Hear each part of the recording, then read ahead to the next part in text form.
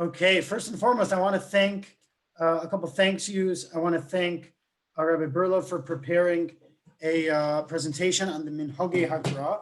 And I also want to give a very special thank you to Shmuel Platzker for his hard work in this effort. He was determined that being that this year is the 300th anniversary of the year that the Vilna Gaon was born, that we absolutely must do something special for that special occasion. And that is how this all developed. I also want to give a shout out to our dear friend, Tyler Cox, now Achihud, who kind of was the one that introduced us to this fascinating book of the Secret Doctrine of the Gaon of Vilna, which will be the second half of tonight's program. And just to give a little bit of a background about the Vilna Gaon, just for those who maybe are not so familiar, the Vilna Gaon, his proper name was Eliyahu ben Shlomo Zalman.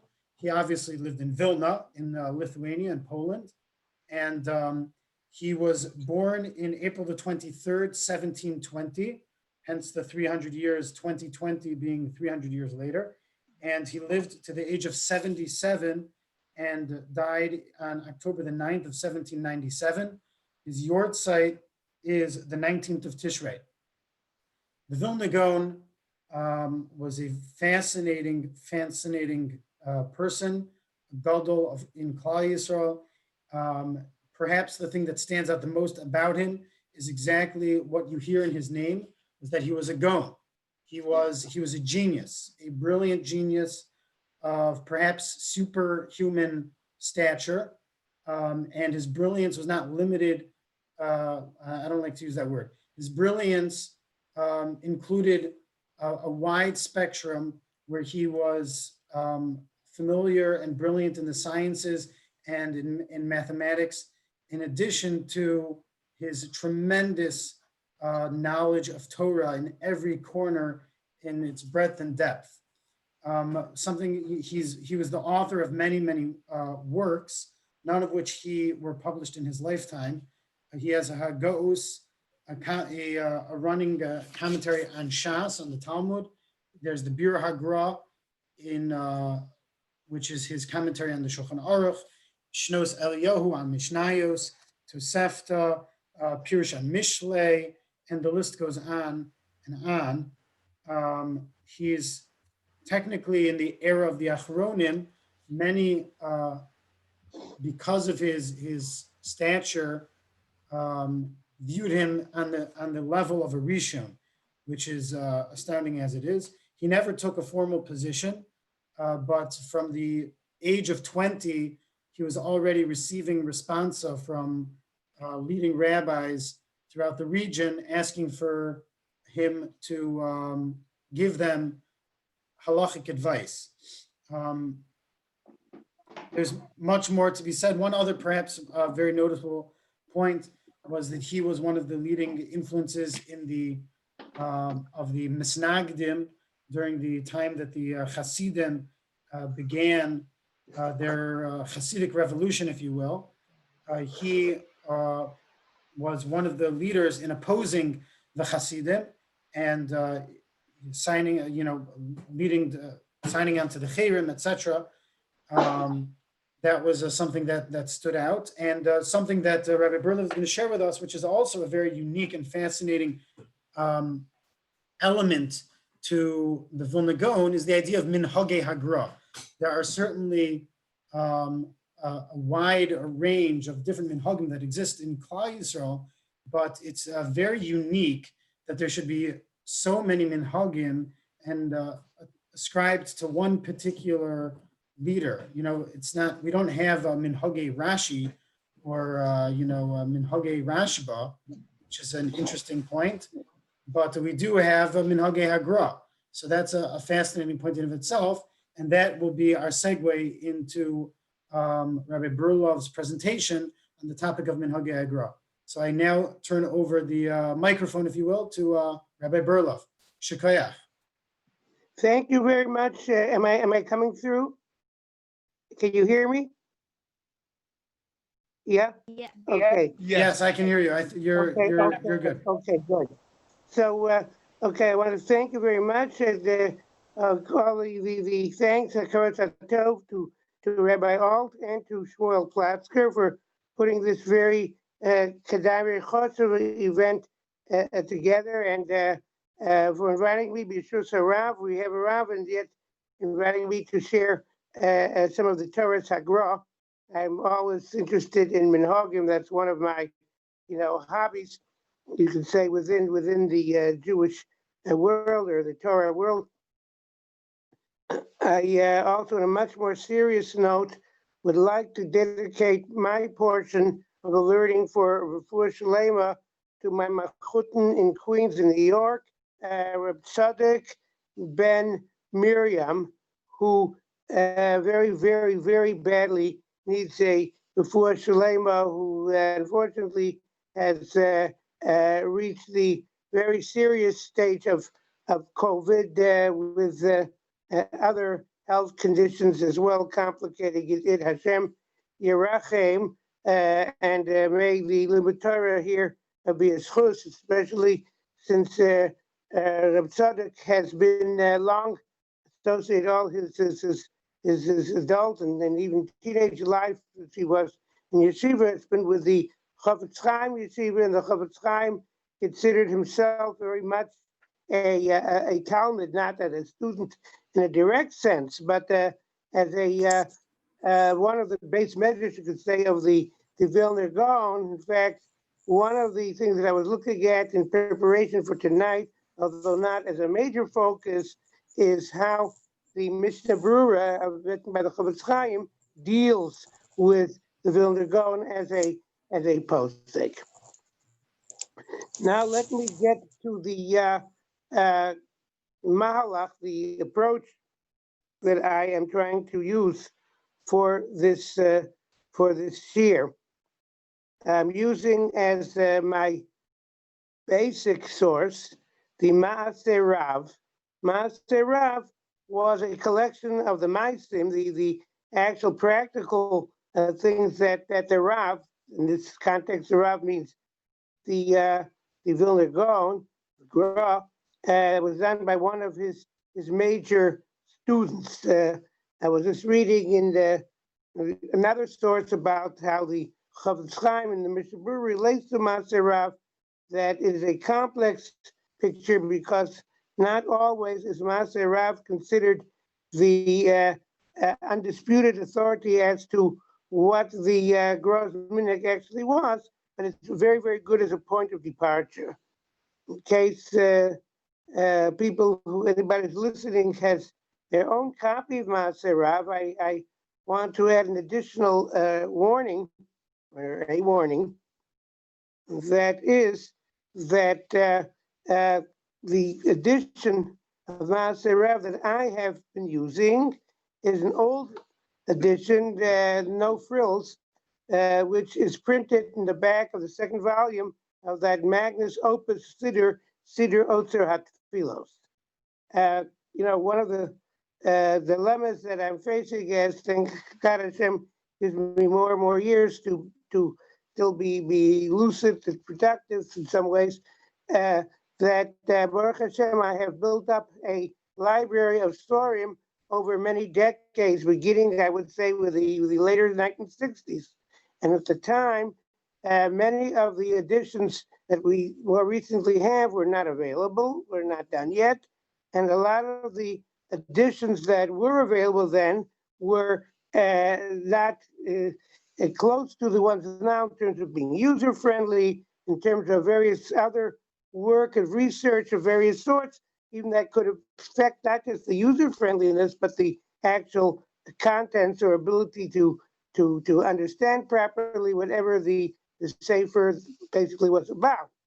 I have generally made a decision to be very selective in where I invest the money, and it's better storage space to rather invest in new things when there are things that are totally new that come out, totally new Sforim, as opposed to purchasing newer and albeit be it better editions of the Sforim that I already have. So there's at least one other edition of Motzei Rev I did not get my hands on, which probably far better, much more recent, and it has one or more commentaries. I know that because when I've heard the Motzei Rev quoted in various shiurim over the last years, I find that the sefer that they use, the text that they use, is not the one that I use. It's the same basic text, I'm sure, but with various refinements. So you might find, if you do the research, that your Motzei Rav, when you look at, might not be exactly as my Motzei Rav.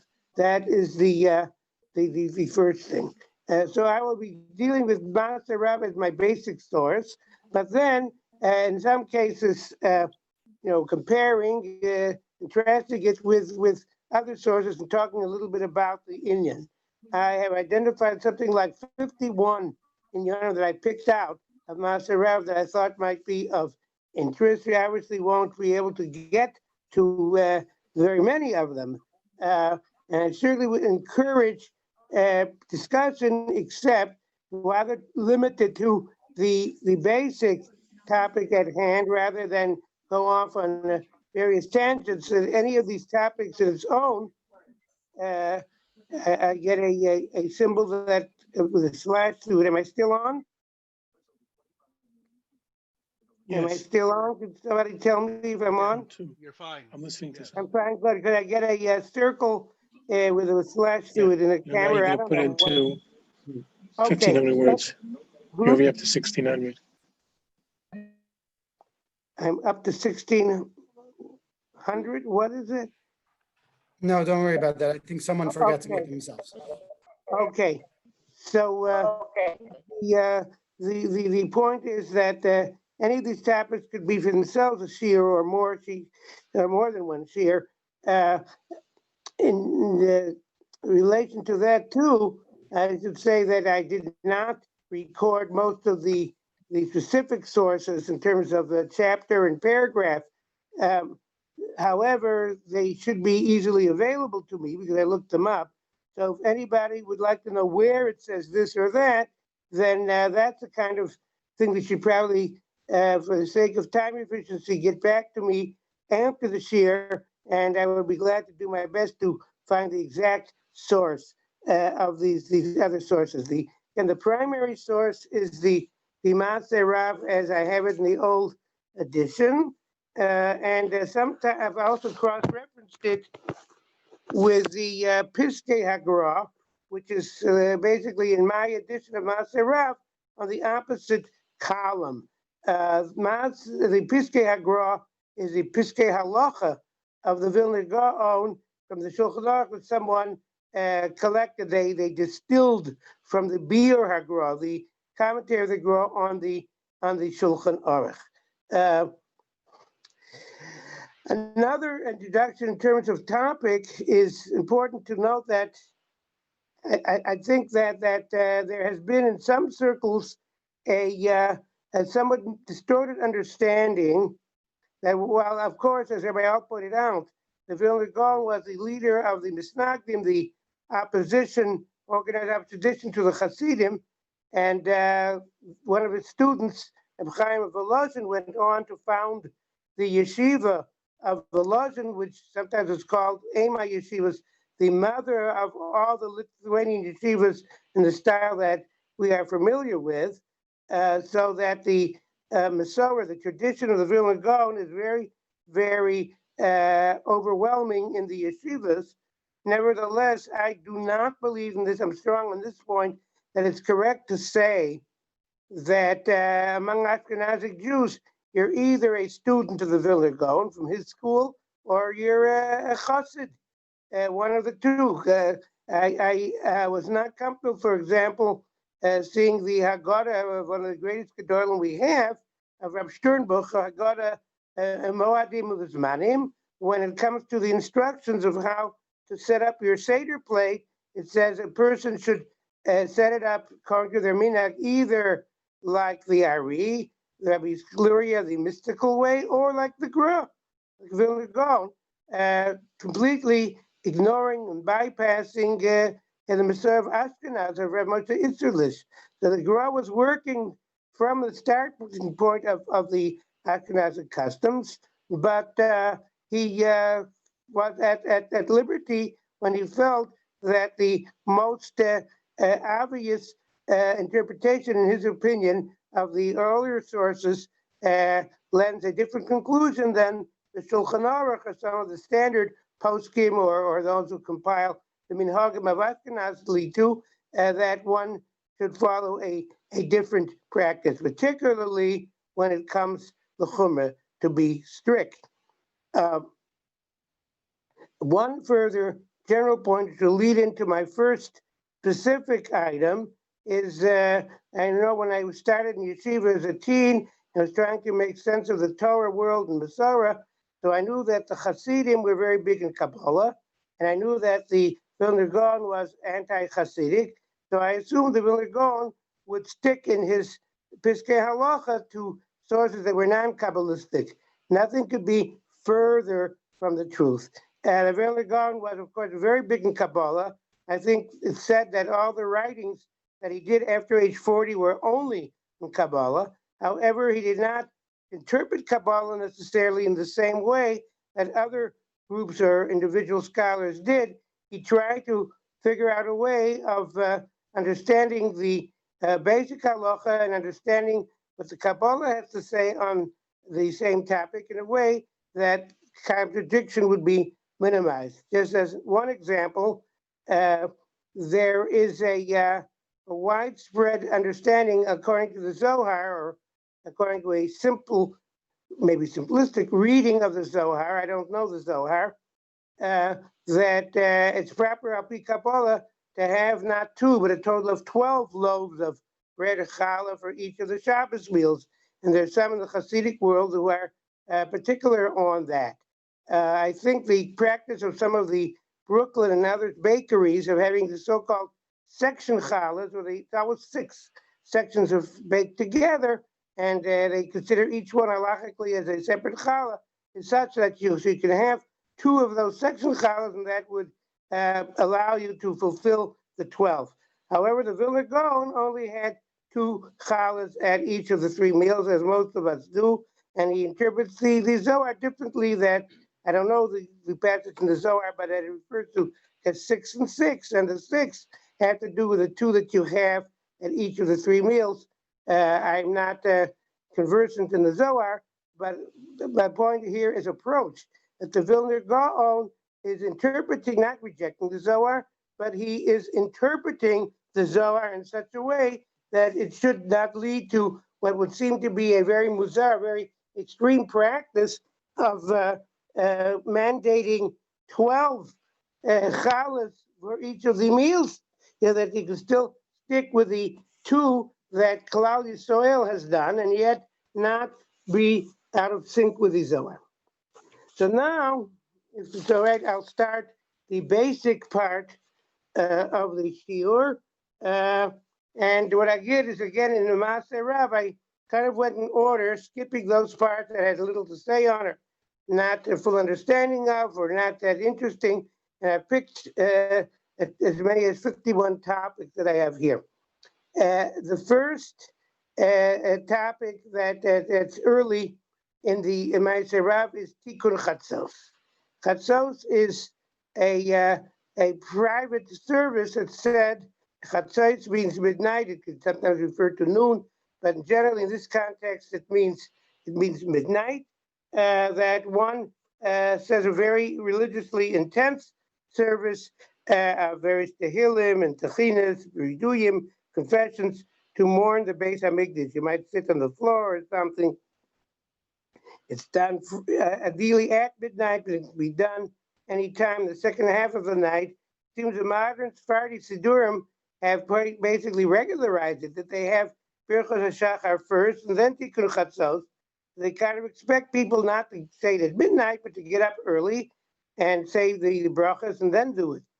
In any case, this practice seems to originate from the Zohar, or we don't have any clear sources that I know of earlier in the Zohar. The Zohar places a very, very big emphasis on Tikkun Chatzos. It's two components, Tikkun Leah and Tikkun Rachel, each of which is supposed to tikkun means that it's rectifying some spiritual imperfection in the world based to some extent on the Kabbalah of the Zohar and even more refined with the Kabbalah of the Ari. So each of those two tikkunim are supposed to rectify something different spiritually, and there are certain occasions where both of them are not said, otherwise they are. And the Vilna Gaon was very big on reciting Tikkun Chatzos, notwithstanding that, again, it's a Kabbalistic practice that does not seem to have any sources in Nigla in the revealed parts of the Torah, but it doesn't contradict them either. The Vilna Gaon was very big on Tikkun Chatzos. So that's the first point. The next topic I want to speak about is his practices when it comes to Birchos HaTorah. We know that generally speaking, once a day, traditionally when you get up in the morning, that before you learn Torah, you have to say the Birchos HaTorah. They're generally said as part of the Birchos HaShachar, the early part of the davening, and there are token portions of Torah that are generally recited by most people after the Torah. You have the written Torah, the psukim of the Birchas Kohanim, Yivarechecha, etc., and you have the oral Torah, the Elu Dvorim, those things that are without limit in terms of mitzvot, are those things where there are rewards in both worlds. There are differences of opinion of detail among poskim in terms of the Birchas HaTorah. For example, there is an actual prohibition of learning Torah before reciting the Birchas HaTorah. But does that prohibition only apply if you are actually verbalizing the Torah, words of Torah, or even if you're thinking Torah and if you're writing Torah, presumably you're thinking while you're writing? So it's not clear. The Vilna Gaon says this question of mention of having to say Birchas HaTorah is for thinking of Torah is a safek. It's a matter of doubt. But the Vilna Gaon is also comparing it, or rather, I should say, he is adding on an additional complicating factor. What is this complicating factor? That the Vilna Gaon, other than other poskim, I should say, as opposed to other poskim, also holds that if we don't do some actual Torah learning immediately after reciting Birchas HaTorah, the Birchas HaTorah are invalid, similar to if I were to make a bracha on a lulav and an esrog and not do that mitzvah right away, the bracha is not valid. So in the opinion of the Vilna Gaon, as opposed to other opinions, the Torah learning has to be done immediately. So what do? You want to learn in the morning without verbalizing. You want to write Torah. You're in a bind, right? You can't do it without, possibly, but possibly you can, in which case your Torah brachas would not be valid.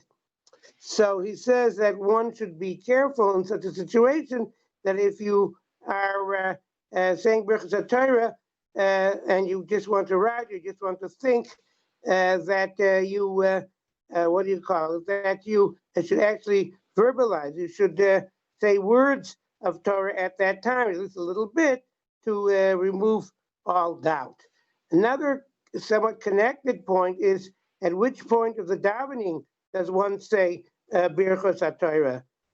Most standard Sidurim among Ashkenazim have it sandwiched in between the Asher Yotzer, the bracha, which is theoretically for having gone to the bathroom, but in the morning, some postpone it till their hands are clean, or whatever they may, or for other reasons, they may choose to postpone it till they say the brachos in order.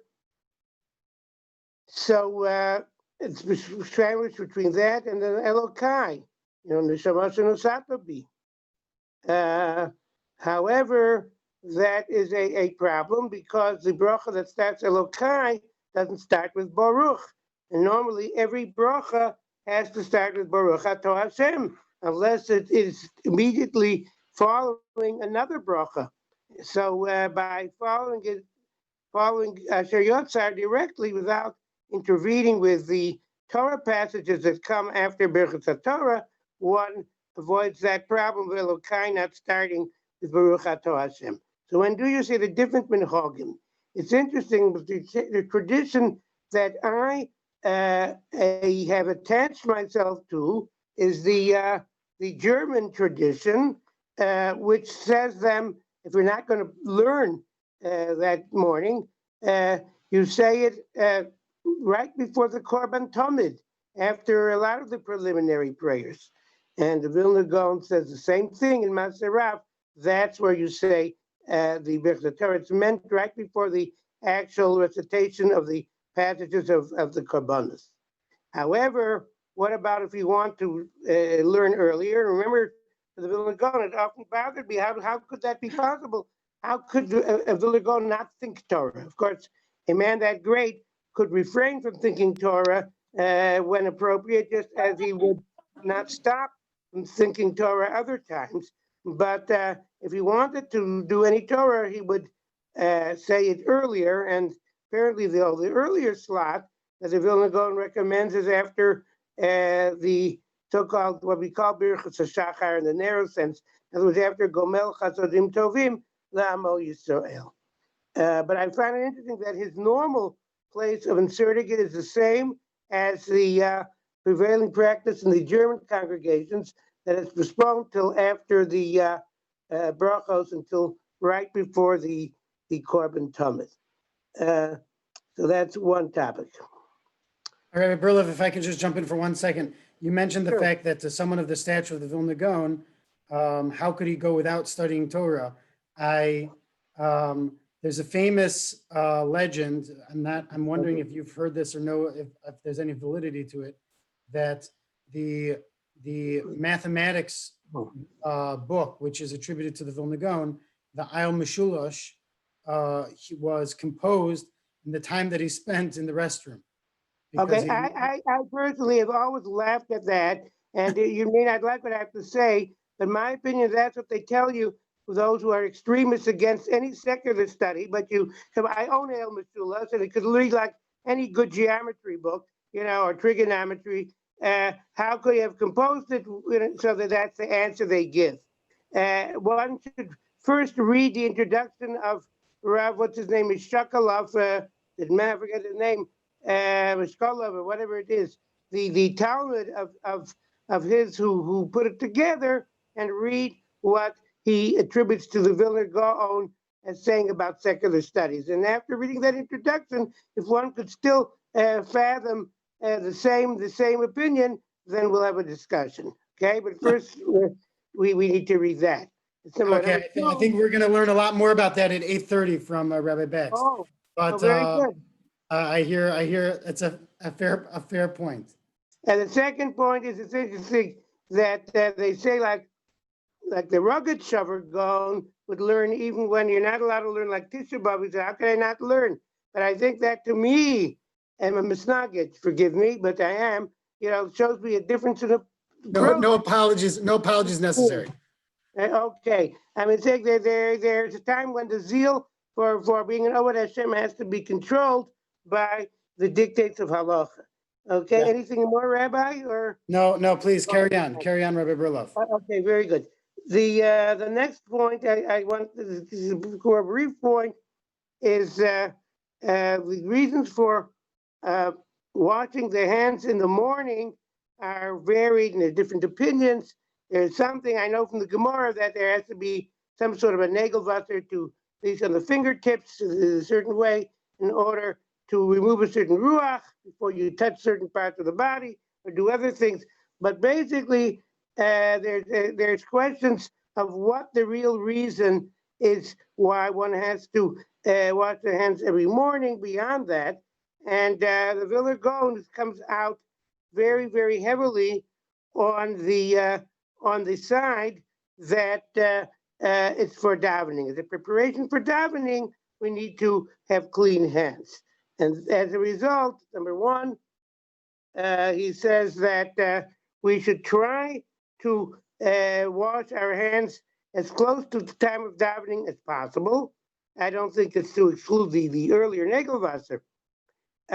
Number two, he says that not only Shachris, but all three tefillahs. I don't know about Musaf, it's probably part of Shachris, but Mincha and Marav each also require an official Netilas Yadayim, even if your hands were in gloves or tied up the whole day. It doesn't matter if they didn't touch anything that might make them somehow unclean. And nevertheless, it's a special mitzvah in the Vilna Gaon view to always wash their hands before any tefillah at all. So it shows that for the rest of us, we should be careful. At least I'm saying, if that's so important to Vilna Gaon, but even if we don't pass them that much, but if we don't know, we have stam yadayim, we don't know what happened to our hands since the last time we davened, that it's very important that we wash before davening. Another interesting thing where I believe the Lubavitchers could correct me if I'm right, where it comes out the Vilna Gaon's minhag was as Chabad, that the Negelwasser in the morning, he washes not 3 times on each side as most of us do, but 4, the basic 3 plus another one to take away the Talmudic water. That's what is brought down. Now, Rabbi also remember that I had a private discussion. Am I still on? Yes, yeah, I'm hearing I'm you. getting that phone isn't responding thing deal. Okay, so okay. Any case, right? The discussion about can we say all the brachas when it's still totally dark, even the bracha Asher Nosan LaSechri, we don't know that Hashem gave, whether you want to interpret Sechri as hard as a rooster. I always felt as the basic translation that take Hashem for even making a lowly creature appreciate when it's daybreak. So can you say that bracha before the day is broken? And Vilna Gaon says yes. I don't know the whole lumdus on it, but he says you can say all the brachas while it is still night. The next point that I have is usually, according to most practice, the list of brachos that we say in the morning, and so on, is a standard list that never changes. It doesn't matter if it's weekdays, it's Shabbos, it's Yom Kippur, it's always the same list. However, we have to remember that the original intent of most of these brachos was that they were situational. In the morning, when certain things happen that normally happen in the morning, you say a certain bracha. You put your feet in the ground. It's roka oretz al hamoyim. You put on your shoes. It's also li kol tzorki. You get dressed. It's malbish haramim. You clothe the naked. So now focusing on the second last bracha that I just mentioned, also li kol tzorki. How could you, if it's for shoes, even though, of course, the standard custom is to recite these brachos as a list, whether we do it before shul in the morning in the home or as part of the communal davening, we say it's a standard thing. But when one of these brachos does definitely not apply, for example, the one called Sarki, which is connected to putting on shoes, and of course there are 2 days of the year when it's not permitted to wear what's normally a shoe, called a shoe, at least a leather shoe. Those, of course, are the days of Tisha B'Av and Yom Kippur. How could I say the bracha for it, right? So you'll find that there's actually 2 minhagim, 2 customs, whether to say or not to say. I say it unless I'm davening, let's say, for the Omud from a siddur that doesn't have it, according to the minhag of a shul, then I would leave it out. But otherwise, we generally, most of us, I think, say shasuli culture, even those days. Maybe it's the non-leather shoes that we put on that might be considered like shoes, or we consider just a standard thing. We can look that up. Another interesting thing is that I never saw until I researched this. I couldn't find anything more, except what I saw about the Gra, that there's another bracha, the last of that series, which becomes a longer bracha, Hamavir Sheina Me'enai, that Hashem takes away sleep from our eyes. Apparently, was connected to washing the face and removing the sleep for the eyes. When I wash my face, including the eyes, then you freshen up. Their crusts or whatever that formed overnight, they're being removed. And on Yom Kippur and I suppose Tisha B'Av, you're not allowed to wash even the face. Maybe there you can put your wet cloth over your eyes for a minute to move what's there, but basically you're not allowed to wash on those days, not even your face. So apparently, in the Vilna Gaon's opinion, that would preclude saying Hamavir Sheina, that bracha, on Tisha B'Av. So what did he do? On Motzei, I don't know, Tisha B'Av was not mentioned in my source, but let's say on Yom Kippur, well, he would omit both those brachas, and then on Motzei Yom Kippur, the very time that Yom Kippur ended, and I'm sure he washed the proper washing, then, hands and face, he would have said Hamavir Sheina and Shotli Kol Tzorki, which is tied in with a general psak of the Vilna Gaon. The question is, supposing someone did not say any or all of the morning brachos for whatever the reason is, perhaps they were very ill, they were under anesthesia, who knows? But it's already nighttime on the clock and they're up and they are in a position where they now can say these brachas. Others might say they're only meant for the day, only for the morning. But the Vilna Gaon says that they're like a once every 24 hours thing. And if you have not set them in the morning, whatever the reason would be, you could say them at night, which I think is especially Hamavir Sheina, it takes away the sleep away, which is kind of parallel to the bracha, I think, of Hamapil said before going to sleep. Anyway, but that is the psak of the Vilna Gaon. Rabbi Berlov, I just want to give you a time update. We're right now at 8:21. Right. So I don't want to rush you. I just have a clock. Maybe if you're not going to have enough time to cover everything, and you want to pick highlights, that's right. I don't know that one thing is better covered than another. Right. I have everything here, and I'll just look at each thing and see what is right.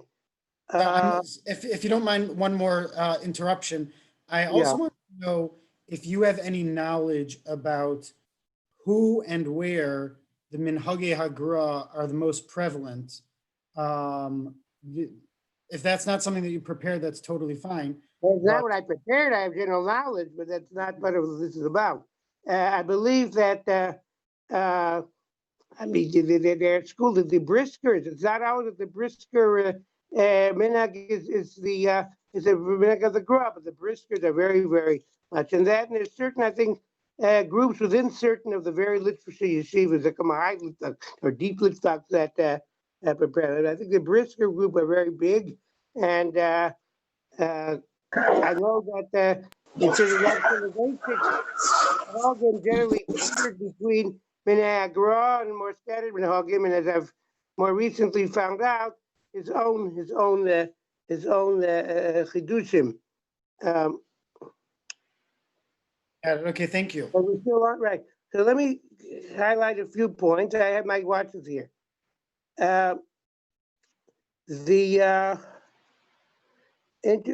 a very interesting contradiction, it seems, between the Maaseh Rav and the Piskei Hagra in terms of whether the talis cotton should be of wool. There's a whole pilpul about that, but it looks like, according to one of the two sources, I'm not sure, that the Vilna Gaon wore a talis cotton was dafka, not wool, it was cotton. And according to the other source, it was wool, but it looks like the wording is not clear, that he might have worn 3 begodim. In other words, the talis gadol on the top, and then different layers under his regular clothes two different talesim, one also of wool and one not of wool. The halachic issue of wool is basically because there are only two fabrics which all opinions agree are required tzitzis min Torah, wool and linen. Linen is problematical because you can't have wool tzitzis, linen because of sharpness, and they have just linen tzitzis that could be cause other problems. In any case, wool clothing that you might wear or whatever, it's not clear. Some want to say, according to the source, that he had linen, not linen, cotton, talus cotton. Cotton is definitely obligated tzitzis, at least rabbinically, if not min Torah. He might have done that to emphasize the idea of being Mekayim to fulfill mitzvahs to Rabbanan also, in addition to the wool. But there may have been something else, and certain innermost layers would be touching his other clothes, and if it would, he may have worn, according to one theory which I've read, he may have had some linen clothing.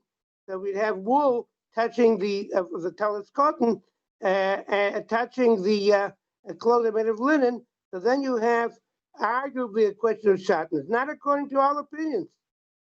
I think the standard psak is that you can wear some clothes of linen and some of wool as long as you can take off each garment independently. But the Vilna Gaon was apparently a machmir in this point, and that might have been his cotton tzitzis. But there is a big tisbochas, a big complication between the various sources to what he actually did.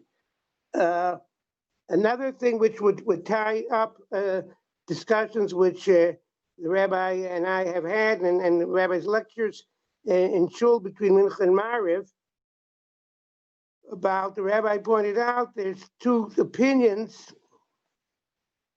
about tzitzis. The earliest time for wearing tzitzis, it seems that the Shulchan Aruch is very strict that until the time when you can distinguish, the light is sufficient to distinguish between whether it's the colors, the blue and the white, or a friend of medium intimacy that you see at a certain distance. Before that, there's no way that you can make a bracha on tzitzis. But the Ramah is lenient, and as the rabbi pointed out, some of the Acharonim are not happy with, practically speaking, being lenient like the Ramah, and it seems that the Vilna Gaon were leading among them. And this goes with the natiyah, the proliferation of the or proclivities, the word I want, of the Rishta Brura to use the Gra as a kind of a deciding opinion when there are differences of opinion. Here, particularly, the Ashkenazic opinion is the Ramah to be makil, be lenient, but rather be strict when the Vilna Gaon is strict. I should add, by the way, to Rabbi Alt's point, is that the Rabbi Moshe Feinstein has come out in things that were written after his patir, after his death. He also considered himself a part of the school of Vilna Gaon, although not completely, because it was, I think, on one of the sides. He was a cousin, after all, a first cousin of Rabbi Soloveitchik, So he had this tradition and another tradition as well. So you add the Chavetz Chaim, and you add the Moshe Feinstein. So we see that many of these people were into the customs of the Gra, but I think there's some customs that were just so far from the norm that probably there are very few who do. I'm guessing there are only the deep Litvaks, few of them who would have two matzahs on their Seder plate, as opposed to the three that everybody knows about. The Kohen, the Levi. So what happened to the three? The Kohen, the Levi, Yisrael, which of course are just ways of kind of remembering these matzahs are a little extra symbol, not the reason we have them. But he holds like the Rambam that we have two. Okay, I have 28. What do you have, Rabbi? That's correct. I have 28 as well. Do I have 2 minutes or? Go right ahead. They're yours. Okay, fine. This is another interesting. When I was put on, when I put on tefillin for the first time a few weeks before my bar mitzvah teacher directed me to say Shechiyanu, which meant a lot to me. I didn't even think about it, until he mentioned to me, it's the first time you're doing this mitzvah in your life. How do you, obviously you make Shechiyanu. Through my learning over the years, I found it's it's not simple at all. There's a widespread opinion that you don't, because Shechiyanu is only said on mitzvahs if it's a cyclic thing. That you thank Hashem, Shechiyanu Kimon, that you have made us attainment, it's reach like a new machas or a new point of the new cycle, or the same point renewing itself in the new cycle. But otherwise not.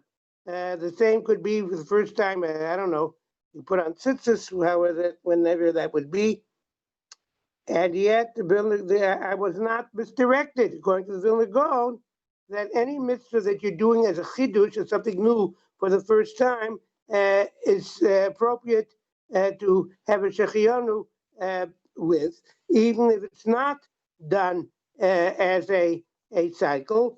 So what I did was certainly fine, according to the Vilna Gaon. It simply meant that I know some advise a young boy to have a new garment or something, same time to take care of that situation. May we have many times of simcha, so we can say shechiyanu according to all opinions for everybody should have a Yeshua, salvation, and a refuah shalema for those who need it, and continue with refuah, with being in a state of good health for those who, Baruch Hashem, have their health. And I will stop at this point. Amen. Amen. Thank you so much. You're very welcome. Thank you so much, Rabbi Burlov. If you want to just.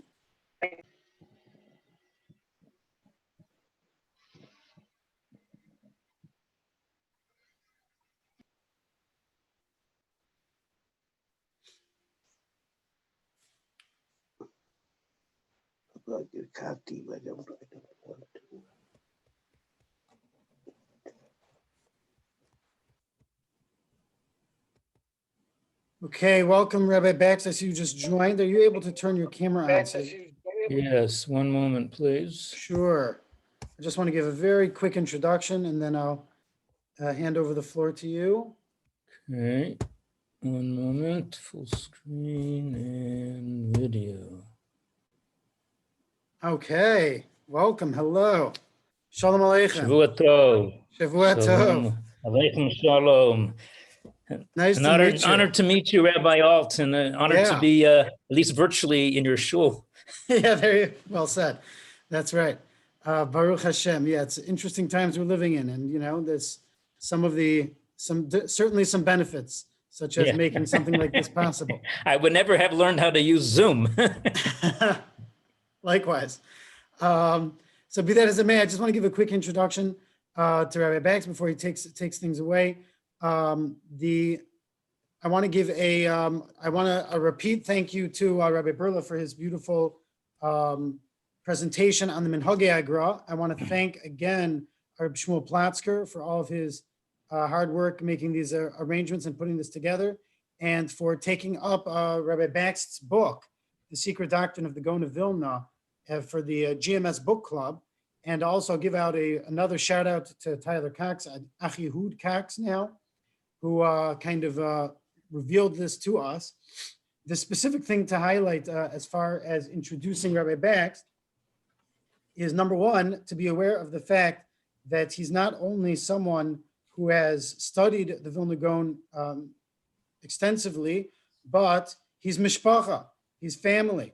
He is an 8th generation descendant of Vilna Gaon's brother, Rav Avram Regoler of Shkolov. And so this is really his very own family. What I've noticed from Rabbi Bakst's works is that what he focuses on, and which I'll let him elaborate on this tonight, is there's a tremendous amount of the Vilna Gaon's teachings which we do not have access to, specifically in his works in the area of Kabbalah, and there's a synthesis between his knowledge of the sciences and mathematics and the deeper corners of Torah and Kabbalah in particular. And that is certainly something fascinating that I look forward to hearing more from Rabbi Bakst. So I thank him for joining.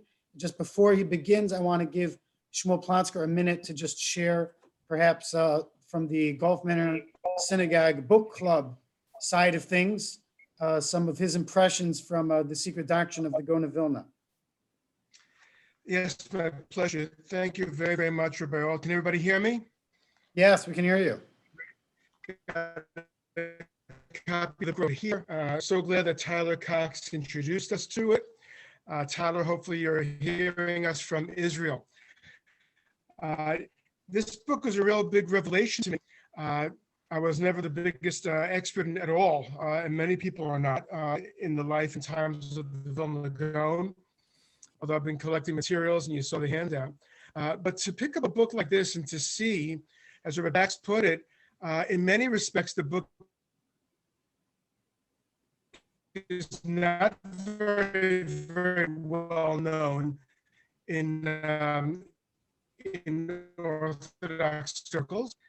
In fact, Kasher is quoted, very famous personality in Israel, was Rosh Yeshiva in the Gary Yeshiva for many years, and he interviewed various Chachamim, and many of them were not really familiar with the notion of Mashiach ben Yosef,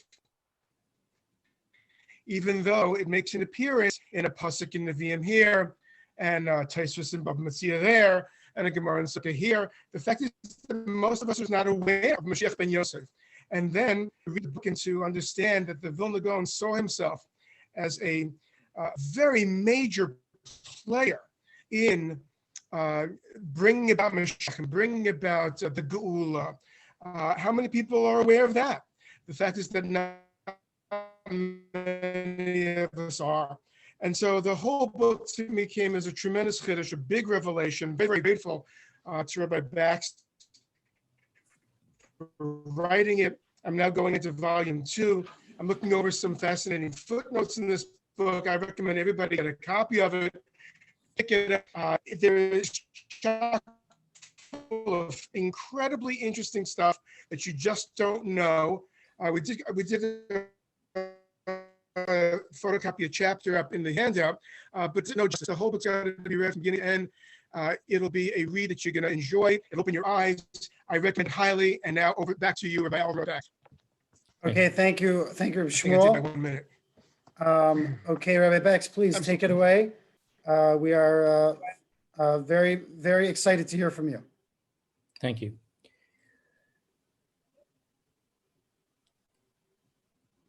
Am I on? Yes, you are on. You are live, and we can hear you. Okay, I don't see myself though. Okay, sure. It might depend on your view settings.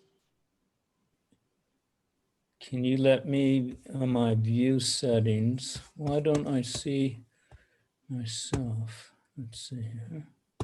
Okay, Shavua Tov, everyone. And Mr. Plotzker, honored to meet you in semi-person here. And I'm honored that your book club has been reading my book and that it has stimulated your interest. And if that's all that I have achieved, then I'm very pleased and zocha. Thank you, thank you. Thank you. Now, I was going to speak about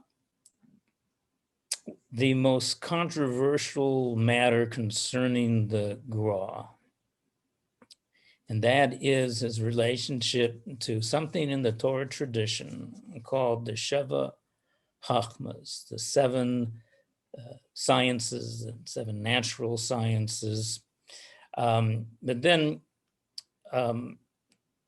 Mr. Plotzker just now suggested that he would love to hear some explanation about the second most controversial subject regarding the Gra, and that is the Mashiach ben Yosef.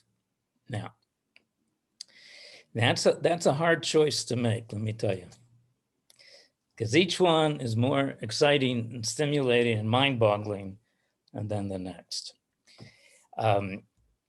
So to be Yotzei Chovasi, I'm going to speak briefly about the Sheva Hachmas, and then I will speak about well, actually, let's start with Mashiach ben Yosef. And as you'd mentioned, unfortunately, and almost tragically, this is a subject that, although it's at the core of our entire Torah tradition, there's very little known about it. And of course, every Talmud Chacham knows the location where it's referenced in Gemara Sukkah.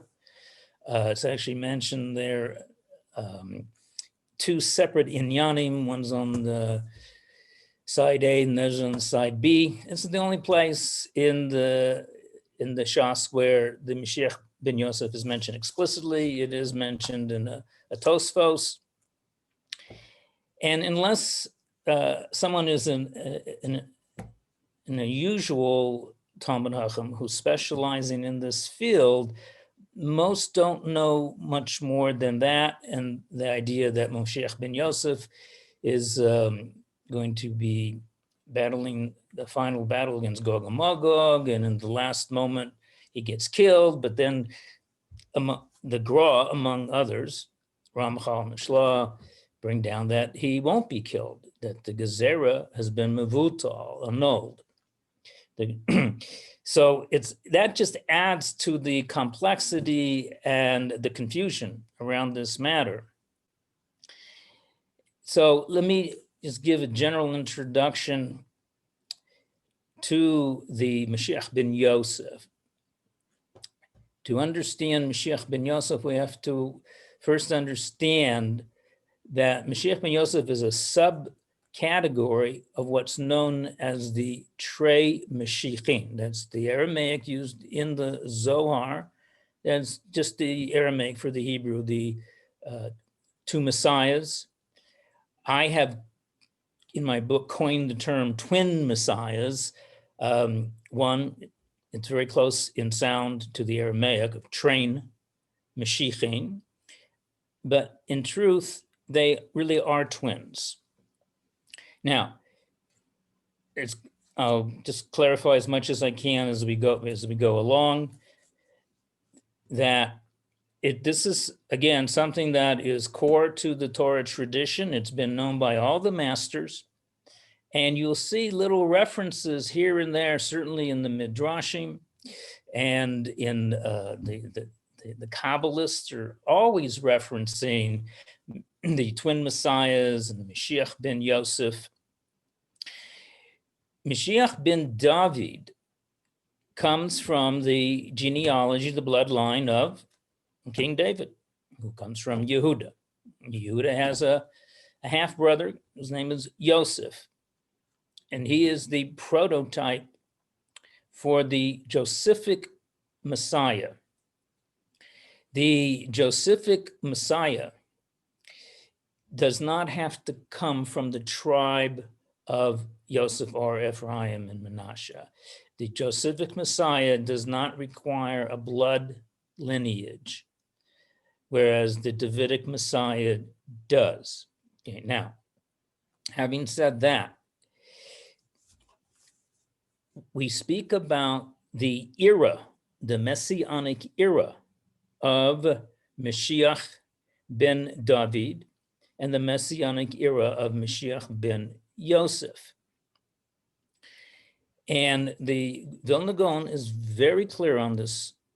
Most people, even Torah scholars, they're only aware, or what they recall, is how the Rambam codified these concepts in his Sefer Malachim, the Laws of Kings, Tochos Malachim. And he is actually taking a position in the Gemara where this subject is brought up a number of times about what will be the state of reality as we go into the Messianic era. And there are, in fact, two Messianic eras. And since I'm speaking about the Gra in honor of the Gra's 300th birthday. That's all we need to know is, according to the Gra, this is Torah Sinai. The Josephic era, so there's the Josephic Messiah, the Davidic Messiah. There's the twin Messiahs when they work together. Then there's the two eras of the Josephic era and the Davidic.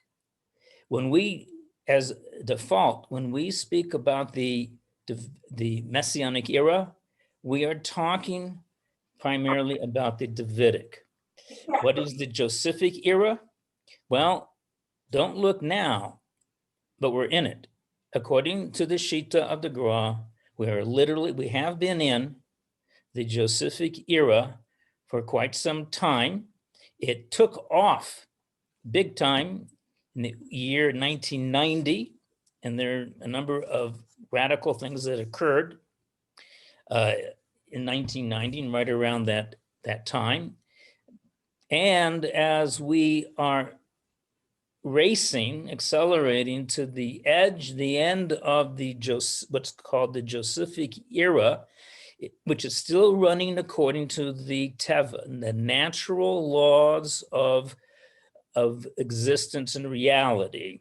Nothing changes yet. When we hit the Davidic, however, this is when the miraculous will be intermixed with the natural, similar to what occurred in Yetziat Mitzrayim, where the natural order was interfacing with the Lamala Min HaTeva, the supranaturals, the term that I use to distinguish it from supernatural, because that term has a lot of negative connotations. Supranatural means the same thing. It's just that which is above the natural order. So we have these two eras. We're in the Josephic era now. This is all spelled out in detail in my book. So I just want to give this large overview. And the Davidic is when reality actually begins to change down to the molecular and to the atomic level. This is so evident, clear, when one is familiar with the Gra and his Kabbalah sources. Otherwise, there's no talk in the town. There's no conversation, as far as I know, going on, even in the inner circles, that what is about to occur, and this is a side point, but my new book, The Kabbalah of the Adamic Messiah, and this talks about the Sod code of the coronavirus, why this is occurring, how this is part of the final stages of the Josephic era, and that in fact, it's part and parcel of the playing out of the apocalyptic battle of Gog and Magog, or Gog against God. So those are the two eras. Now you have, in every generation, you're going to have an aspect of the Josephic and an aspect of the Davidic. They can manifest in numerous individuals. They have, in fact, manifested throughout all of Jewish history. And Rabbi Hillel of Shklov, who I quote there in my book, he goes through a number of personalities and shows you that they were, in fact, what's referred to as the Mashiach ben Yosef of their generation. And they include none other than Moshe Rabbeinu, Avraham Avinu, Yaakov Avinu, Yitzhak Avinu, Yeshua ben Nun. They include even women, very little known, and this should be known, particularly for women's groups. Esther Malka was, in fact, a Mashiach ben Yosef. So it's very important how we use the definite or the indefinite article here. We never want to say, oh, he or she was the Mashiach ben Yosef, or they said they claimed, or other rabbis claimed so-and-so was the Mashiach ben Yosef. There's really no such thing. There's only a Mashiach ben Yosef. It's how it manifests and plays out. Not only that, the neshama, the collective neshama of the Mashiach ben Yosef can play out through individuals and even groups. It's not something that you're necessarily born with at the time. You may be, but it will not manifest until one hears their calling. It's like it has to be turned on. And there are specific events in all of our forefathers and foremothers' lives that, even though they were along this path, something occurred that now turned it on, so it kicked in completely for their mission and their function. And yet at the same time, the Josephic Messiah of any given generation can only operate and be successful together with his twin brother, who's the Davidic Messiah. You go, wait a second, I thought the Davidic is supposed to come at the end. If you talk about the Davidic era, yes, that is correct. However, in the whole doctrine of the Gra and others, he's far from being alone in this, is that the Davidic, it's like a little, it's a fractal, or it's a drop in the ocean of the great Davidic Mashiach. And this has to be true just given the nature of reality. You're familiar with the term holography and a hologram. It means simply that whatever is in the cloud, the big picture, must also be manifested, contained in the little picture as well. And so there always is an aspect of the Davidic Messiah which is like on a soul level here, that is keeping the Josephic Messiah and his mission alive. And these two brothers, as it were, are interdependent upon each other to the point where if they are not aware of each other, they will end up with an animosity to each other, just as was the case in the prototype of Joseph and his brothers, who was led by Yehuda. Yehuda, when he appeared before Joseph as the viceroy, the Midrash tells you, in between the words that he's saying that sound so humble and giving so much respect to this Goyish viceroy, he looks like a goy, he talks like a goy, he's married to a shiksa. And yet Joseph is telling him in like a code language, if you don't acquiesce, I'm gonna destroy you. I'm gonna kill you right here and there. Okay, this is just a little manifestation, little aspect of the tension that can generate, and it has throughout all ages. None other than,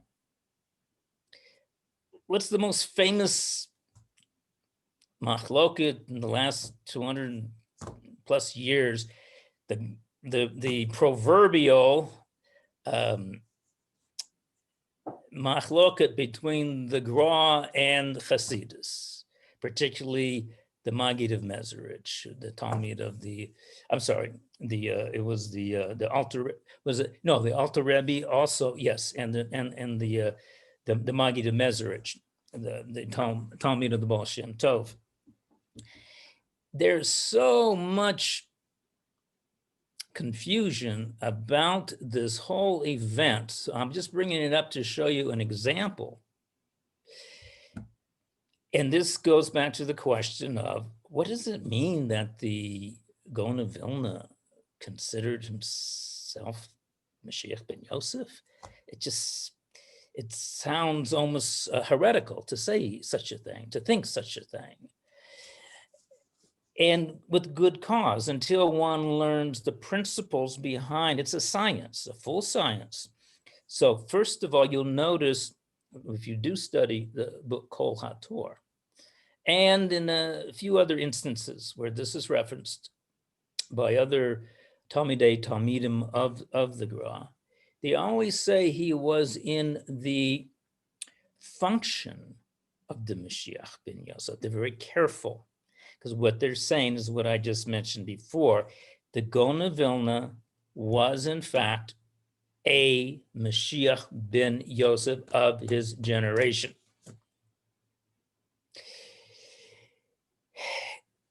Therefore, one of the qualities, characteristics of Mashiach ben Yosef is that, and we just mentioned before, when they had the showdown between Yehuda and the other Shvati with the Yosef, it says that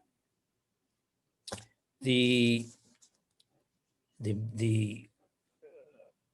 Mashiach ben Yosef was manifesting in Joseph, of course, he's a prototype for that. And we learn many of the characteristics from the actual historical Joseph. But again, the Mashiach ben Yosef is not dependent upon the historical personality of Yosef HaTzadik. He incorporates many of those qualities. So the Vilna Gaon was, as many times, you might have heard and read, the sages openly say that the Or HaChaim was Mashiach ben Yosef. Again, what they mean is he was a Mashiach ben Yosef of his generation, fulfilling some of the mission, some of the aspects of Mashiach ben Yosef. However, as we just explained, they're like two prongs in a wishbone, the twin messiahs. And even if we don't see the other one has to be present. They're like positive and negative polarities.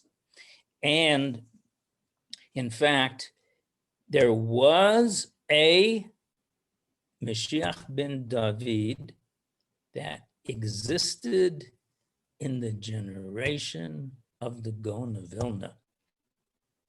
If he was the Josephic, there must be some aspect, some clue. And who would that be? That was the Alter Rebbe.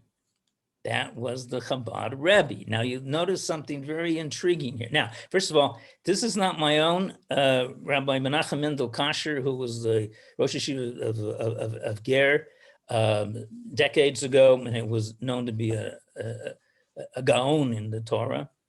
He is the one who began the Torah Shlema Institute and all of his many, many works. He wrote that he heard from the Kadmonim, the ancient ones in Yerushalayim, that if that mysterious visit that happened did not happen, that if the Maggid who came with the Alter Rebbe, if they had met with the Gra, together they would have brought Mashiach.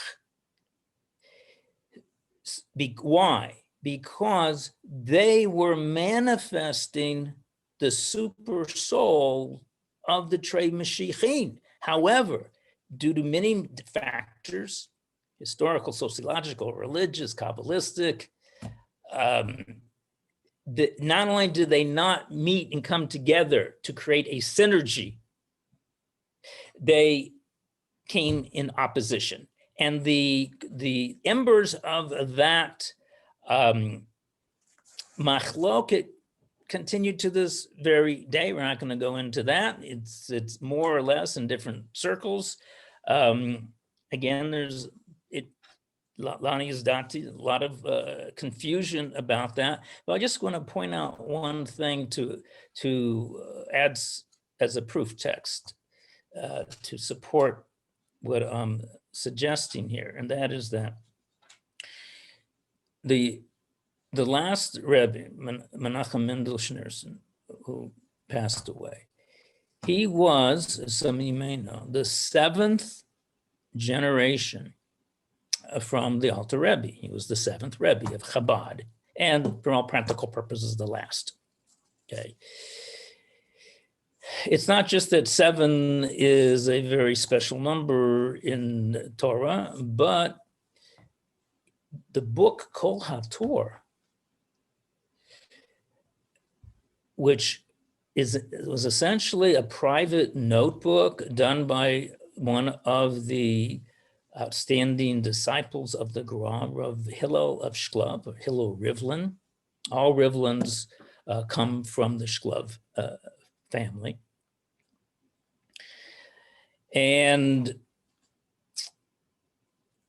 it was written over 200 years ago, and it virtually disappeared. Even there are little rumors of it here and there. It disappeared until 1968, following the Six-Day War. It was published by 2 sources unbeknownst to each other. I mean, this is, you can make a whole movie out of this. You don't have to make, this is definitely stranger than fiction, stranger than science fiction even. And it came out in 1968 during the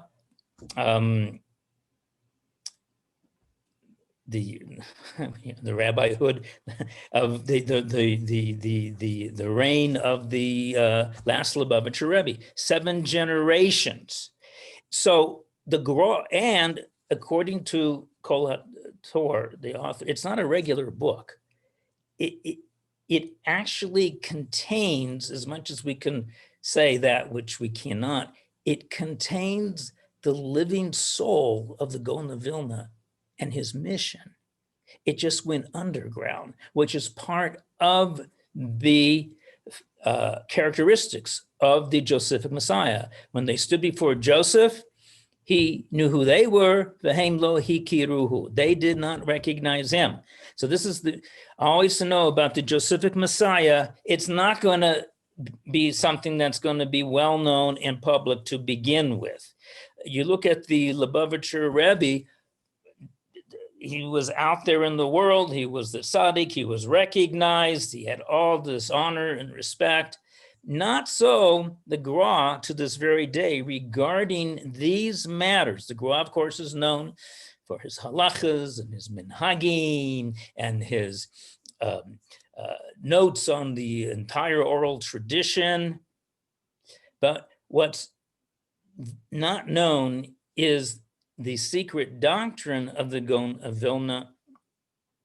And you see here that there's a parallel of these 7 generations going down that come to the surface in the 7th generation, just to show you a little configuration, little symmetry of the relationship of the twin messiahs. Now, so when and this is why it is so steeped in mystery, the Gra went out of his way, like as if he was on an espionage mission, to completely conceal who he was and what his mission was.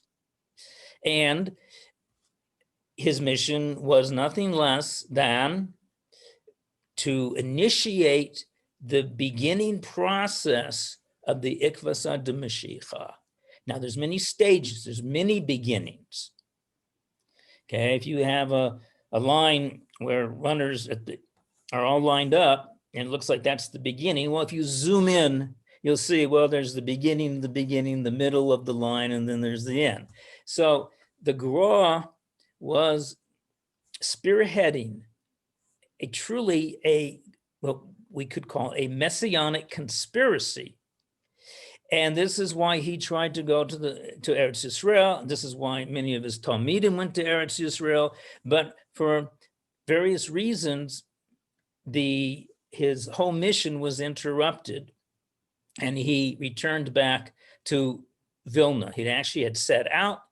He had, of course, a trip like that takes a year to plan. He even borrowed money for it. He went to Amsterdam. He was looking for some other parts to the puzzle here. So this is a case where, at least on the surface, Mashiach ben Yosef, it failed in its mission. Now, there's failing and there's failing, because even throughout history, when it looks like Torah giants failed at certain things, it's only from one perspective. They always end up making some type of tikkun.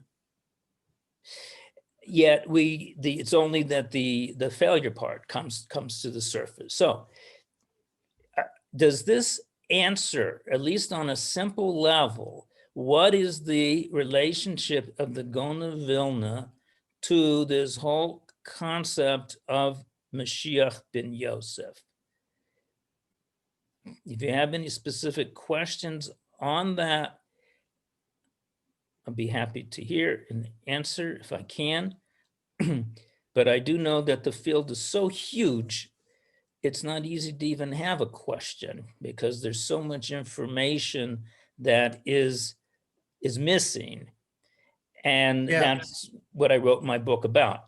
Yeah, yes. Yes. I'm kind of feeling that way. Oh, I see Rabbi Berlev has his hand raised, so I'll let Rabbi Berlev speak first. He Please. has a question. Am I coming through? Yes, I can hear you now. Okay, thank you. Rabbi, this is fantastically enlightened, Rabbi Bakst. My question is slightly off the main topic, but it has been bothering me for years. At the height of the Lubavitcher Messianic fervor, I approached a very great local Talmud Chacham. He's a very big Talmud Chacham and also an avid Mashiachist.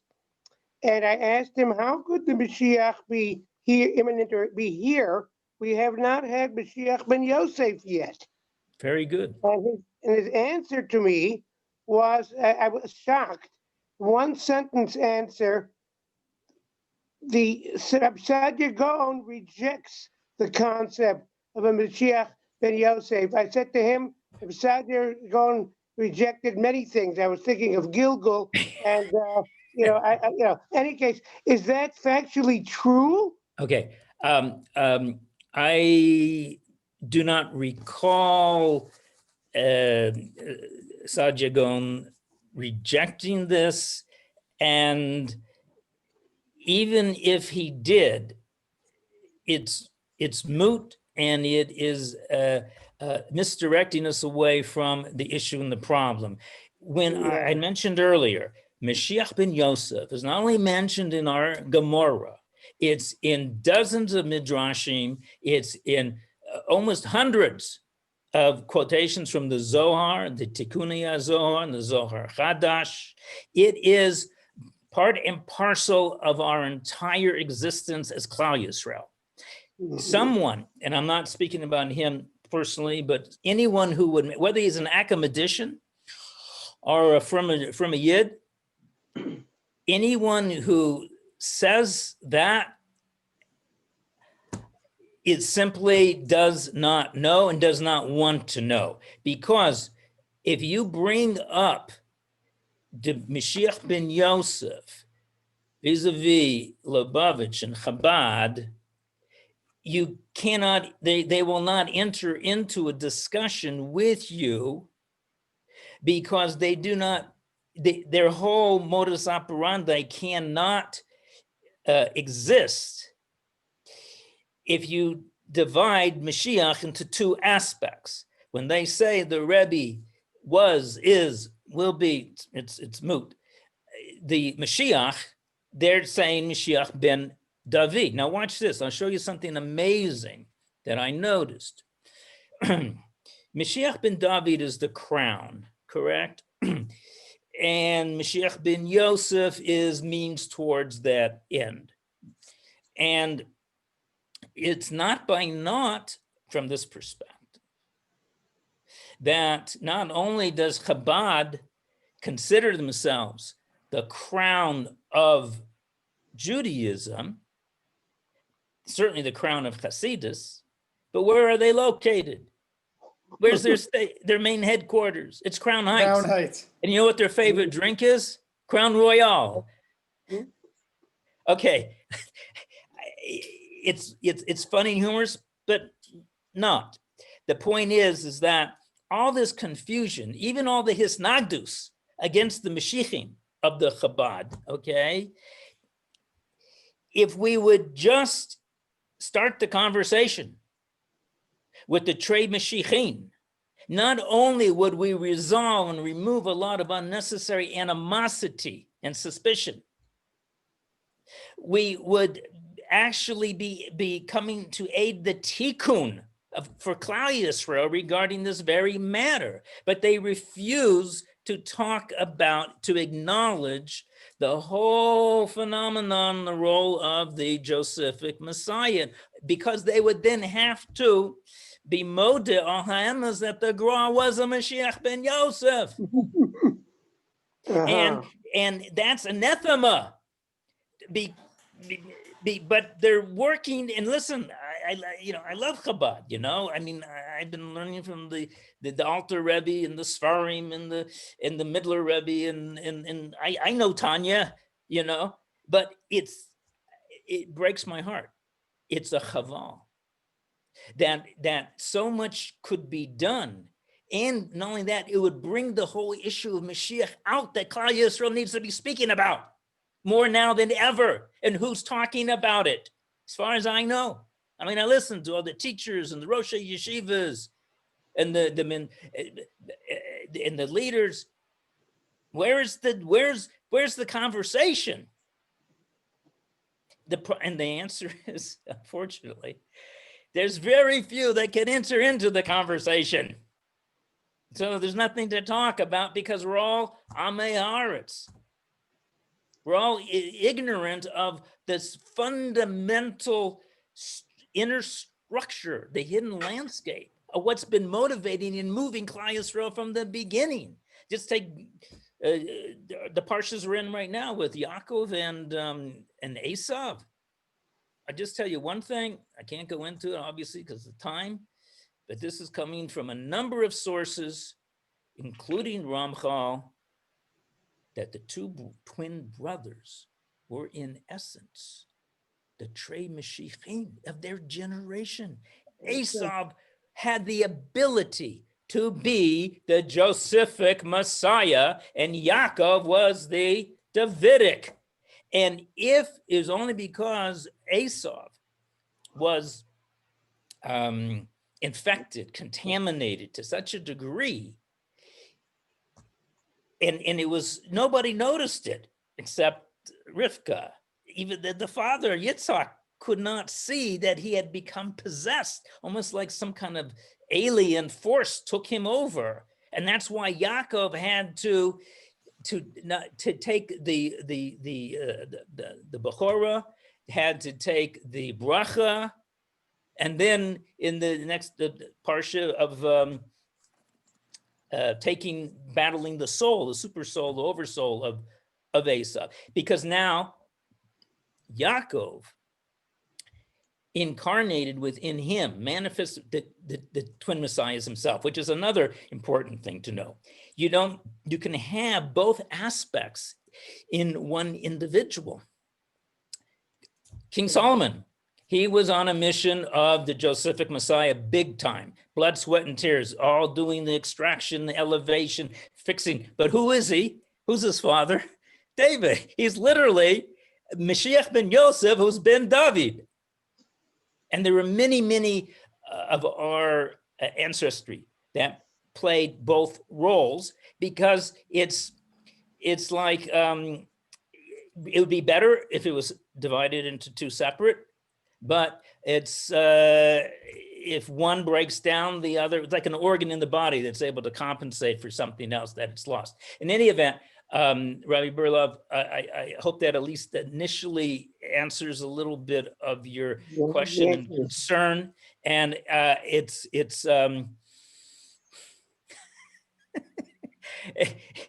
if you want to get some stimulating conversation, next time you're hanging out with a Chabadnik, just ask them, do you know anything about Mashiach ben Yosef? So what I heard was typical of the way they respond by deflecting. Yeah. Yeah, Uh-huh. that's typical. That's Uh-huh. typical. Uh-huh. Yeah.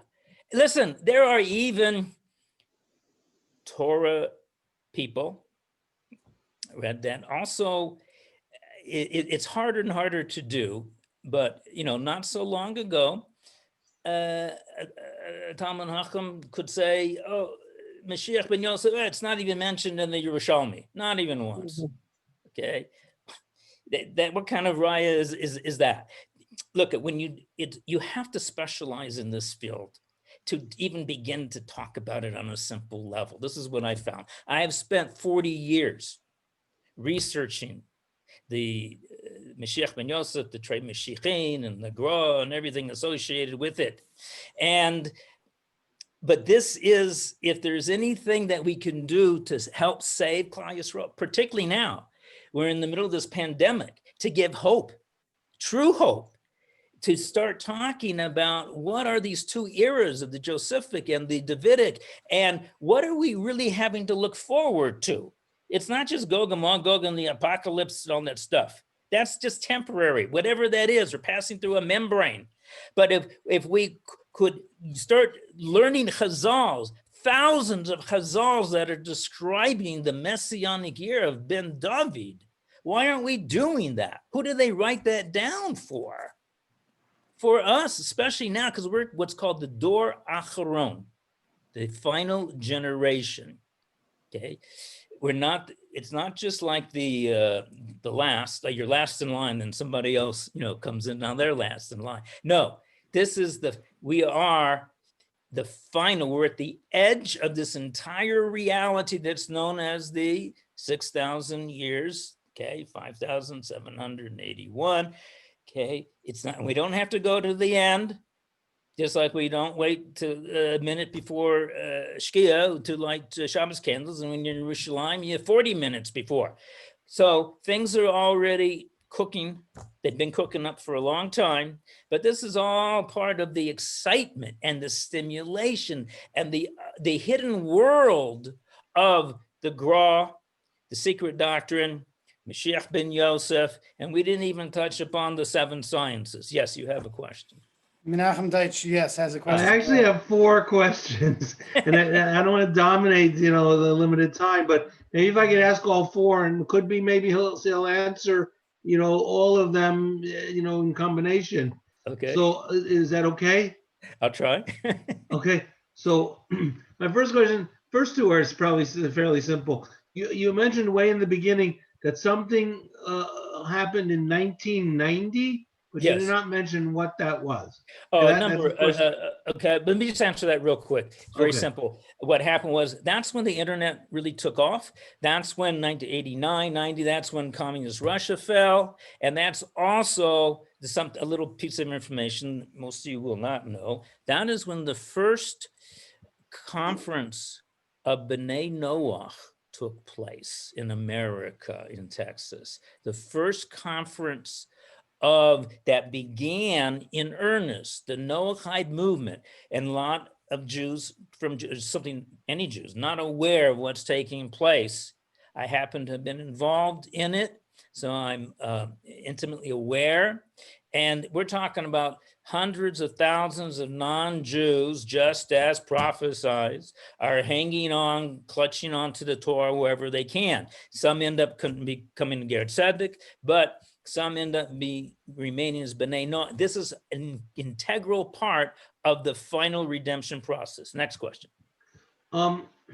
Maybe this is minor, but you said that Yosef was the prototype of Mashiach ben Yosef, but yet you mentioned that there were predecessors to Yosef who were Mashiach ben Yosef. Yes. The Avos. Exactly. So that's a little bit weird. No. Okay, I'll answer this. Very simple. Tagufa, because in Kabbalah in particular, the concepts of Leah and Rachel are paramount. Okay, and yet if they're so part of the cosmic fabric, but what was going on before there was Leah and Rachel, before Yaakov married them? The answer is this. Leah and Rachel are first and foremost archetypes. They're principles, they're processes that always existed. Even before Leah and Rachel, they became just primary manifestations. Likewise, the Josephic process what existed before Joseph. Joseph was just a major manifestation of it. And I wanted to say this in any event. Adam is in Gan Eden. That's where it all starts from. Now I'm going to tell you something completely new you never heard before. Adam was Mashiach ben David in Gan Eden. If you look at all the functions of Mashiach ben David, he was to bring about the final tikkun.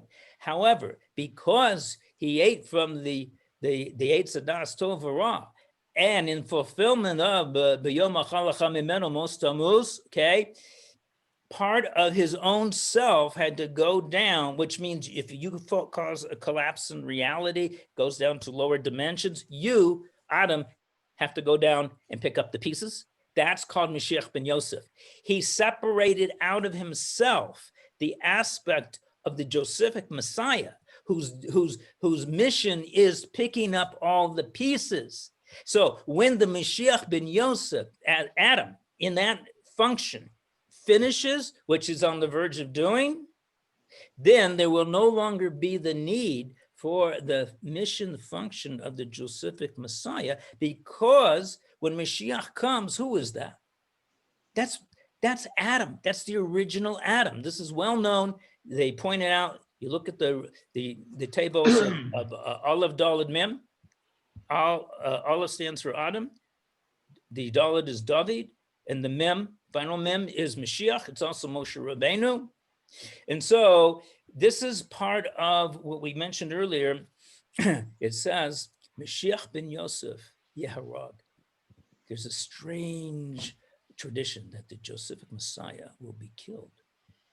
And again, the little bit that's known about that, oh, he's the general of the last and he's killed in battle, okay? That is 1,000th of what the whole Josephic process, what this means. Here you see, even the Josephic Messiah in the end has to be quote unquote killed because his mission is finished. And then we all go back into the Davidic, which is the original Adam. So the Josephic Messiah, the need for it is a temporary function that was caused by the Chet of Adam. And once that is completed, then the Mashiach ben Yosef is no longer needed. And that's what the sages referred to as Yeharag. He will be killed, and that's the Gemara in Sukkah, where there's it's called the Great Eulogy in Yerushalayim. It's from Zechariah, chapter 12, and the Gemara asks rhetorically, why is everybody crying? What's the eulogy? Who are they eulogizing? Who died? Who's in the grave there? They're all looking down, they're crying and wailing, and he says, it's a machlokas, Rabbi Dosa and the Rabbanan. Rabbi Dosa says they're eulogizing the death of Mashiach ben Yosef. The Rabbanan say, oh, no. They're eulogizing the death of the Yetzer Hara. Now, that's a whole sugya onto itself. It's just mind-boggling. It's Gavon. But here I'm just showing you here in our Gemara, okay, in the Bavli, we're specifically talking about Mashiach ben Yosef, that Neharag, he will be killed. But that is a part of the process, what we have to understand, because being killed, it's no longer necessary.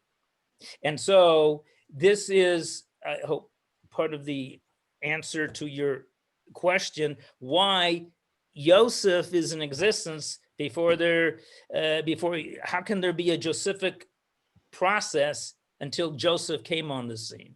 How can there be a Leah and Rachel process on the scene before there was Leah and Rachel? Because their souls, their missions existed before they were manifested in history. Okay, next question.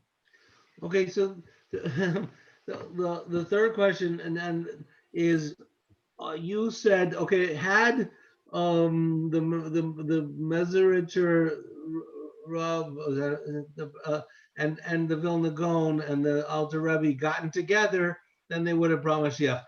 I always want to fall back into this, like, oh, if only somehow this coincidence would have happened. And Okay, if Hashem is directing what's going on. okay, that's, So he yes, obviously yes. felt that, yes, they all three had the potential to bring Mashiach, That's but he the only wasn't going to point. let it happen Yeah. at that time.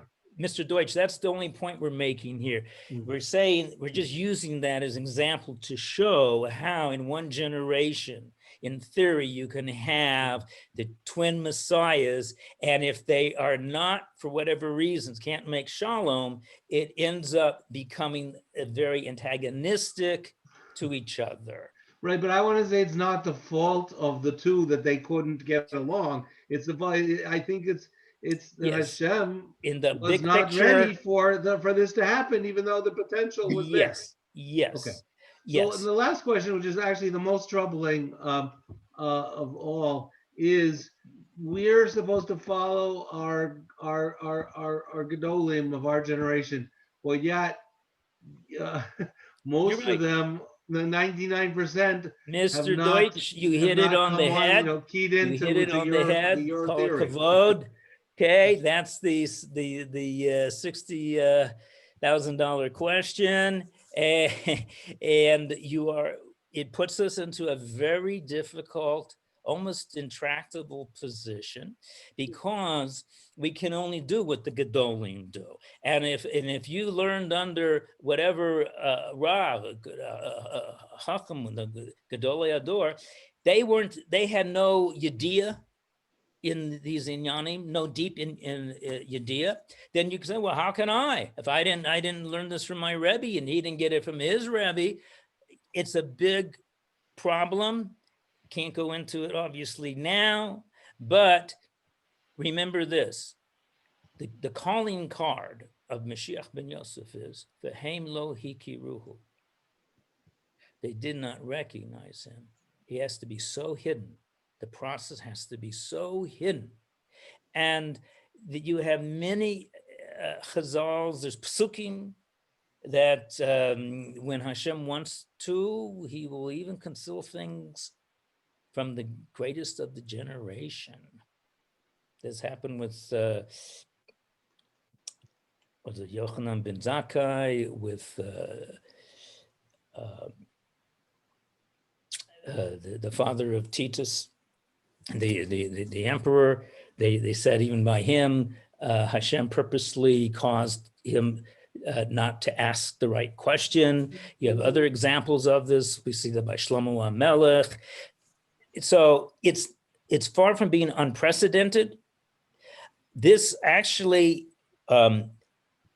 directs us to the Gra's mission, why he was so vehement about these matters, and why the Mikubalim as a whole throughout history, they take to task very greatly the other Gedolim of their generation who were not osek in the Sistrei Torah along with everything else. Because here's one thing you can come away with tonight, the absolute fact. It is impossible to begin to get a true coherent grasp of the deepest secret of Judaism, which is Mashiach. We're all about Mashiach, okay? That's the name of the game. What are we waiting for?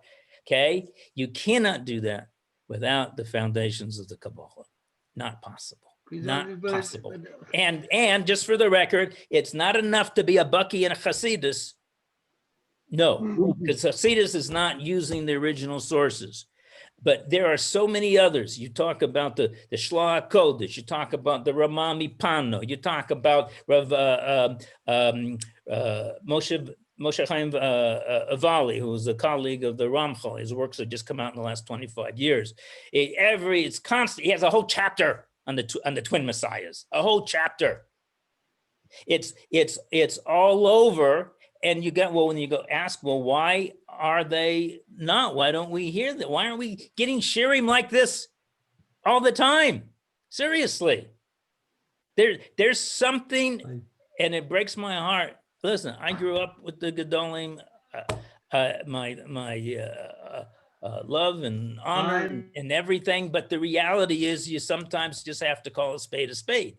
You got to stand up and say, Going back. you know what? Go to your teachers, go to your Rebbeim, say, please, will you teach us about the twin messiahs and the Josephic Messiah? Let's at least get the conversation going. Let's realize we're missing something. We're in the middle of this pandemic. We're in the middle of Iran. We're in the middle of this radical change in government here in America. Anything can happen. And you expect the unexpected. That's where we are now. And it has to be this way. We're in the phase of the chaos. This is all predetermined. We have to go through this phase. We're like the caterpillar in the chrysalis, the metamorphosis to become the butterfly. But if you've never seen a butterfly, and you try to talk to that caterpillar and tell him what he's going into and what he's going to have to go through to become that butterfly, no one's talking about the butterfly. What's about to happen? We're just closing our eyes. And yet, throughout the Agadata of Chazal, particularly in the Gemara and the Holy Gemara, they're talking left and right about Yemosa Mashiach. They're describing it in profound, profuse detail, and you can't get more than a Rashi and a Marsha, and they're not coming to reveal the whole big deal. They're coming just give you a narrative, a running peshat. But there's a treasure house, and this. And I know our time's ran out, so let me, if we're going to conclude, let me conclude with this, that the Gra writes, and it was included in his anthology called Evan Shlema. It's a Likud, the statements of the Gra. He wrote it in his commentary on the part of the Zohar. He says, and everybody knows this, that the Iker factor that will bring the Geula is the study of what? Mishnah Brura. No. You need that also, okay? Is the study of Kabbalah. Okay, now, but watch this. What kind of Kabbalah? You know how many kinds of Kabbalah there are? Okay, he is referring specifically to learning the Agadata of Chazal according to the Kabbalah. And if you've ever opened up one book where the Gra has a parish on the Agadatas of Chazal, you don't know what you're looking at, but you know you're looking at something that's mind-boggling, and you go around to all your Rebbeim, and you ask anyone to explain what is the Gra saying there. Oh, you can't understand the Gra? Well, there's a parish of his son, Rav Avraham, who's got a parish on the Gra, who is the parish on the Agadata, okay? There's no excuses. It's all there. And there's so many books now. Anybody can learn the Hakdamas to Kabbalah. It's not mysticism. It's the core of our Torah. It's what motivates, activates halacha. All the machlokuses of Chazal. They're Elu Velu Divrim Chaim. That's not just a nice way to say, oh, he's got his view and he's got, no. The real tikkun is when you take the two views and you show they're two sides of one coin, literally. That's Esek HaTorah. That's the real Torah learning. That's what will bring Mashiach. We need something to salve. We need medicine. We need what's going to get us through this? Well, the sages knew 1,800, 1,500 years ago in the Gemara, they knew what would be the last generation. That's why some of them said, I know what's going to happen. I want Mashiach to come, but I don't want to be there when it happens. Okay. But they planted like a time capsule in Chazal, everything we need to know about to prepare ourselves for what is about to happen. And everybody knows something's about to happen, right? No, I'm just wondering. There's no Rav today, I don't believe, in the world that would say, oh, no. It's, it's another 50 years away at least. No one's talking that way. I'm just wondering if the Gra saw himself as a mission to launch this process or launch it forward. Why did he keep it a secret? Because if he would have said, this is Oh, the no, no, mission, no, no, this is no. what we got to work Oh, on, no, no, no. all That's of why our Rabbanim would be on board. Nobody would not have followed the Gra. there were very, very serious political, sociological matters. You can't let this get out. Look what happened in the 1666 with the debacle of Shabtai Tzvi. You start talking Mashiach, people, particularly the Hamonei, they go crazy. Furthermore, you don't want to scare people. You know that people were selling off all their property back then and things like that. Okay, that's the least of the problems. You had the government who's under Turkish rule. If they had any sense that a mutiny was about to take place and that all these Jews are coming to the Holy Land to start the Messianic process, oh no, even in the Kol HaTorah, he uses code language to talk about the Turkish government and the Arab forces and so forth. Okay, so, and because of the nature, certain things have to be b'hatznei alechet. Okay, ve'ein bracha chal ela davar hasamui min ayin. Okay, many factors why it had to be kept underground, and yet for those that were involved and those that are involved, they know it's all based upon what's called anshe amana, inner circles. You have a fraternity of those that know, and they keep it sneers and so forth, and you're working under, it's called espionage. Hey, you wouldn't have all these spy movies, would you, if there was no such thing as going undercover? Does that partially, at least, Mr. Deutsch, answer? Yeah, but now that we have Eretz Yisrael, we're not worried about someone else, the outside No, I do have a government worse problem. stopping the You process. have a worse problem. We're ready to have secular the process. government of Israel.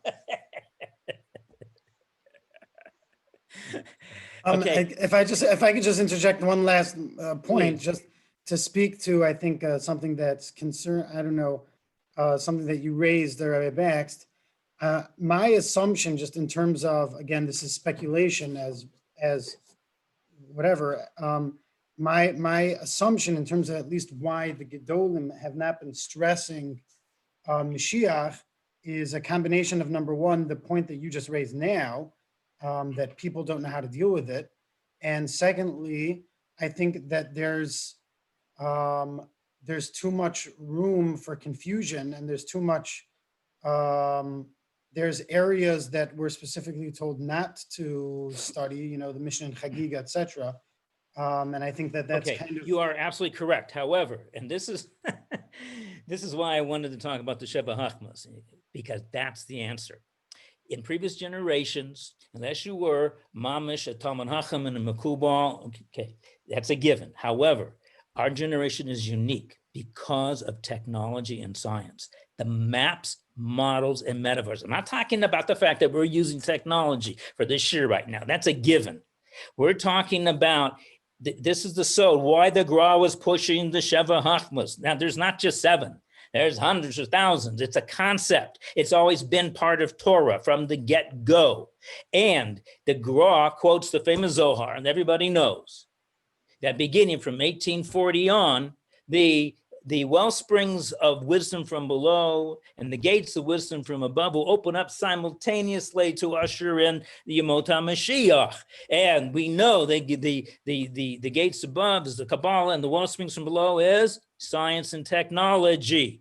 That's why he was involved in it. So, Rabbi Alt, short answer to your question is, if one were to learn the basic principles of modern physics and such models as dimensionality, holography, split brain hemisphericity, fractal geometry, the what's called quantum logic, any of these things can be taught to a 12-year-old. There's no excuse, oh, I don't like science, or, okay? We're only talking about using it as models. When you have these models, it is possible to relatively quickly grasp the foundational principles of the Kabbalah in a very safe way. I mean, safe is when you're in an inner tube in the ocean, even if big waves come, you don't get knocked over. Well, that's what happens. If you surround yourself with these tools, which are the Sheva Hachmas, then there's no taina, there's no pischon peh. That used to be true, it's not true anymore. Food for thought. Fascinating. Yeah. And I spell this out also in my in this book, Beyond Kabbalah. I have entire chapters explaining in real simple terms what is holography and why that will change your entire understanding of Torah on all levels. And you can, on YouTube, there are these science videos that are, some are only 10 minutes long, 30 minutes long, animated. They're there, they can teach anybody these things. We are at fault. Hashem is putting the tools right in front of us. We're not picking them up. We're not using them. We're not making the synthesis to create the synergy between the maps, models of science with Kabbalah, which then gives us a whole new headset, new glasses completely, how to now understand the Trei Mashiachim, Mashiach ben Yosef, ben David, all these in the Messianic era. And it's Baduk Manusa. I've taught many students coming from zero. I've taught Talmidei Chachamim as well. But so I'm just saying, if anyone who has the time, I don't like science and it doesn't feel right, I should be learning Torah and this and that. You learn these simple methods. That's all it is. And you start applying that to Torah, you will accelerate your Torah learning phenomenally. You will be able to understand things. You'll be able to have a conversation with that Talmud Chacham Mufak, and you won't know anywhere near the Bekias that he knows, but you will be able to hold on to a kasha and go deep. Furthermore, this is all based upon what I was trained in. It's in Pilpul Gemara. When you apply that head, when you learn how to hold the kasha, and even though you have the teretz, you go back to what was the havamina of the kasha, and you develop this and you apply this with the scientific models, with the basics of Kabbalah. That's all. We will give a lot of nachas ruach to the Gra. That's what he was pushing. Fascinating. Okay, thank you very much, Rabbi Bakst. I think we're already well over time. We Sure. appreciate your time, and in the sake of time, I want to kind of wrap things up. So I want to once again thank everyone who participated, who joined. Thank you very much. Thank Rabbi Shmuel for putting this together, Rabbi Thank Berloff for his presentation on the Minhagei Egra, and Rabbi Bakst for sharing all of your knowledge about the Mashiach ben Yosef and some of these not so well known details and knowledge about a lot of what the Vilna Gaon believed in. Okay, thank you so much. I wish everyone a Shavua Tov and a good Tavach. Okay. Thank you so Beautiful. much. Yeshua Fascinating. Thank Thank you. Shavua Tov. And again, our schools are learning.